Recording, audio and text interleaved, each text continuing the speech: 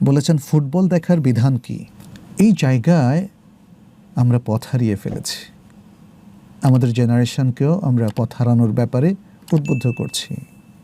খেলাধুলা শরিয়াতের কিছু নীতিমালার আলোকে জায়েজ। ফুটবল খেলাও জায়েজ। ফুটবল খেলা, ক্রিকেট খেলা শরিয়ার নীতিমালা যদি অ্যাপ্লাই করা হয় তাহলে জায়েজ। সেটা হচ্ছে এই খেলাধুলাগুলো ফি নাফসিহি মাকসুদ হতে পারবে না, লক্ষ্য হতে পারবে না, এক। দ্বিতীয়ত হচ্ছে এই খেলাধুলাগুলো অবশ্যই শরীরের ব্যায়ামের প্রয়োজনেই হবে।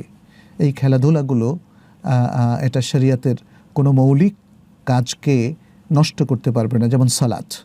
এই খেলাধুলাগুলো আমাদের চারিত্রিক অথবা আচরণগত কোনো ত্রুটি সৃষ্টি করতে পারবে না, কিংবা কোনো অশ্লীলতাকে উদ্বুদ্ধ করতে পারবে না। যেমন খেলাধুলাকে কেন্দ্র করে দেখা যাচ্ছে কেউ এটাকে জীবনের প্রধান পেশা হিসেবে গ্রহণ করছেন, যেটা ইসলাম অ্যালাউ করে না।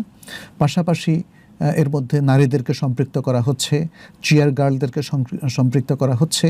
আর আপনি বিদেশি ফুটবলের কথা বলছেন, সেখানে উলঙ্গ নারীরা নৃত্য করে, যেটা টিভিতে দেখানো হয়। এবং একই অবস্থা ক্রিকেটের ক্ষেত্রেও নারীদেরকে ভাড়া করে নিয়ে এসে দর্শকদেরকে মাতিয়ে রাখা হয়।